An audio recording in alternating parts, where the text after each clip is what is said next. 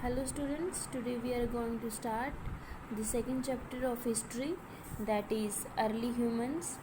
तो इस चैप्टर में हम पढ़ने वाले हैं कि पहले वाले टाइम के अंदर किस तरीके से ह्यूमन जो था वो सरवाइव करता था, या फिर किस तरीके से उसका जो लुक था, अपीयरेंस था, ये सब चीज़ें जो हैं उसके बारे में हम जानेंगे इस चैप्टर के बारे में कि पहले के टाइम में और अब ह्यूमंस के अंदर क्या चेंजेस आए हैं, क्या डेवलपमेंट आई है, उन चीज़ों को लेके हम इस चैप्टर के बारे में पढ़ेंगे.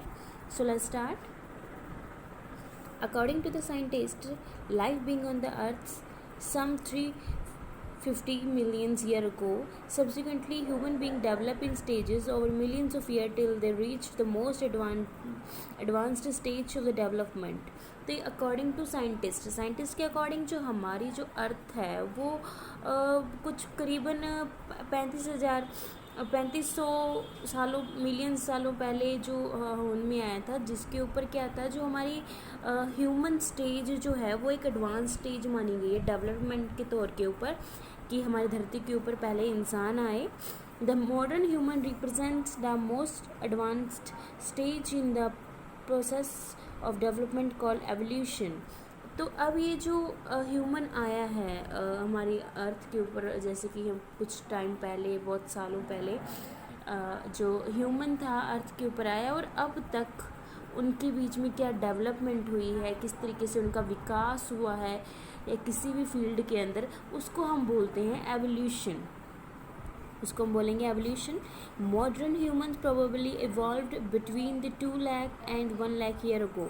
तो इस तरीके से ये बात बोली कि 1 लाख साल पहले करीबन, या फिर 2 लाख साल पहले ही हमारा जो मॉडर्न ह्यूमन है वो इतिहास में एक तरीके से लिखा गया है कि इनकी डेवलपमेंट होनी शुरू हुई है.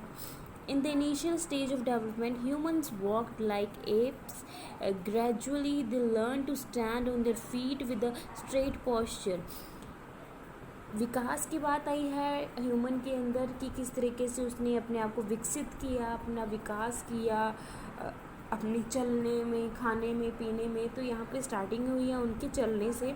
तो पहले जो ह्यूमंस थे, स्टार्टिंग के अंदर जो ह्यूमंस थे बिल्कुल एक मंकी की तरह चला करते थे, यानी कि अपने घुटनों के बल, अपने हाथों के सहारे से. फिर धीरे धीरे उन्होंने अपना स्टैंडिंग पोस्चर जो है लेना शुरू किया, जैसे कि अब हम 2 पैरों के ऊपर खड़े होकर चलते हैं, पोस्चर है हमारा. Their hands become free and helped them to hold things better. They could pick up and throw to things, defend themselves. The body structure of the earliest human being changed over time. तो इस तरीके से अगर अब हम अपने दोनों पैरों के ऊपर चलते हैं, फीट के ऊपर चलते हैं, तो हमारे जो दोनों हाथ हैं वो बिल्कुल फ्री होते हैं, जिसकी हेल्प से हम कुछ भी सामान पकड़ सकते हैं, कुछ भी उनकी हेल्प से कोई भी काम हम कर सकते हैं. Their brain become larger while the jaws and the teeth got reduced in size. They learn to adapt themselves in their surrounding. तो उन हमारे जो ब्रेन का साइज़ है वो बड़ा हो गया, यानी कि किस तरीके से और जो अब वो किस तरीके से बड़ा हुआ है, यानी कि पहले बात ये जो हमारे जॉज वगैरह थे, दांत वगैरह थे, वो ना बहुत ज़्यादा बड़े हुआ करते थे. उसके बाद में वो धीरे धीरे शेप में आने लगी, छोटे साइज़ के हो गए, और जिसके कारण हम अपने आप को सराउंडिंग के अंदर एडजस्ट कर पाते हैं.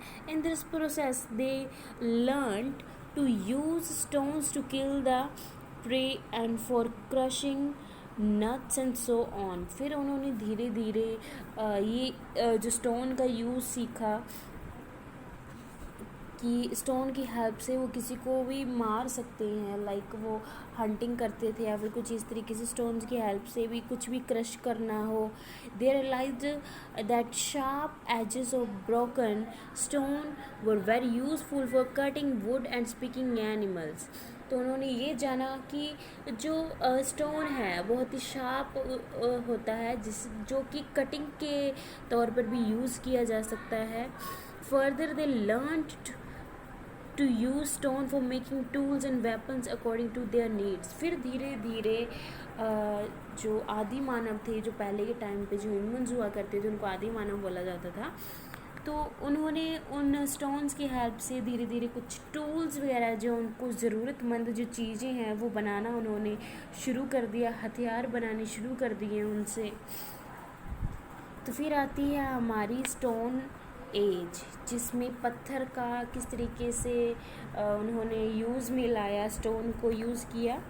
The prehistoric age is also known as a stone age.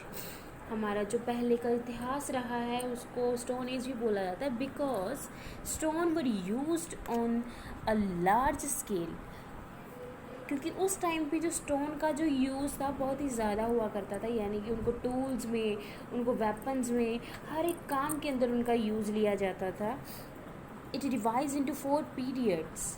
अब स्टोन का जो एज था उसको 4 पीरियड्स के अंदर डिवाइड किया गया है। पहला है पैलेथोलिक, दूसरा मेसोलिथिक, नियोलिथिक एंड द चाकोलिथिक। ये 4 जो पीरियड हैं ये अलग अलग यहाँ पे दिखाए गए हैं आपको। ये जो स्टोन एज थी 4 पीरियड्स के अंदर इनको डिवाइड किया गया। नेक्स्ट अब हम पहले बात करेंगे Palaeolithic. The word Paleolithic has come from the 2 Greek word paleo and the lithos। ये जो पैलियोलिथिक वर्ड जो है हमारा ये ग्रीक वर्ड से आया है। 2 ग्रीक वर्ड है उनसे बना है, पैलियो एंड द लिथोस। इसका मीनिंग है ओल्ड एंड स्टोन। पैलियो का मतलब ओल्ड और स्टोन रिस्पेक्टिवली, इस तरीके से, तो यानी कि ओल्ड स्टोन।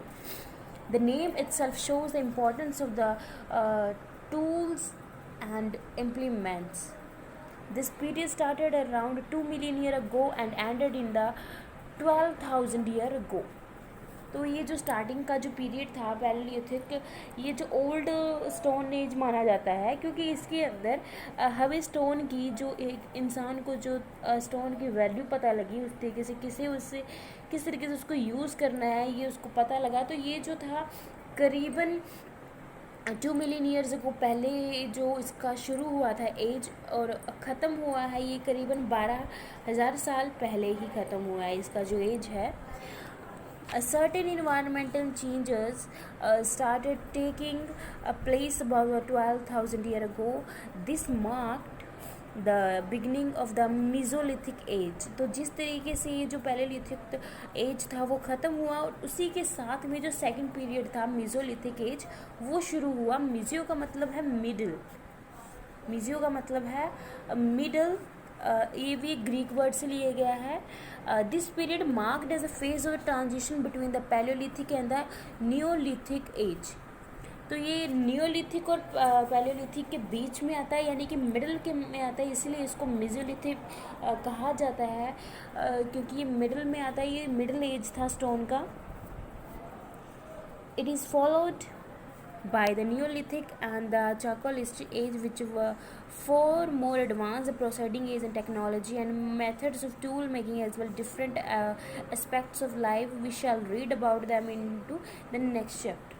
तो यहाँ पे ये यही बता रहे हैं कि फिर जो नियोलिथिक है उसके बाद में और जो चाकोलिथिक है ये बहुत ही एडवांस्ड स्टेज के अंदर काउंट होते हैं, क्योंकि जब तक ये एडवांस स्टेज आई थी हमारे जो ह्यूमन था बहुत ही ज़्यादा डेवलप हो चुका था, धीरे धीरे उनको स्टोन का अच्छे से यूज़ करना जो था वो आ गया था, किस तरीके से उसको अपने टूल्स के अंदर शेप देनी है उनको, या फिर किसी और पर्पज़ के लिए उसको यूज़ करना है। तो ये सभी जो चीज़ें थी उन्होंने ये बताया कि लाइफ का किस तरीके से बहुत बड़ा एस्पेक्ट बन गया जिसको हम यूज़ करते हैं।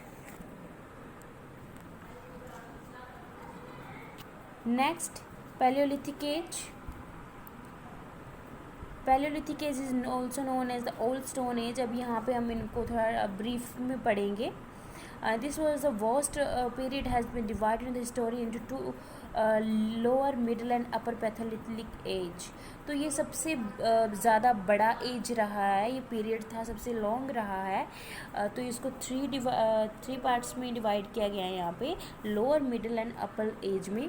Through out the palaeolithic age the earlier human led a nomadic life. They were food gathered and the hunts who moved one place to another to in search of food and shelter. ये जो Palaeolithic as है ये उन humans, उन nomadic life से belong करती है, क्योंकि इसके अंदर क्या था, लोग जो थे स्टार्टिंग के अंदर एक नोमैडिक लाइफ, यानी कि वो थे जो अपने खाने के लिए, अपने शेल्टर के लिए एक जगह से दूसरी जगह तक जाते रहते थे, उन लोगों को बोलते हैं नोमैडिक.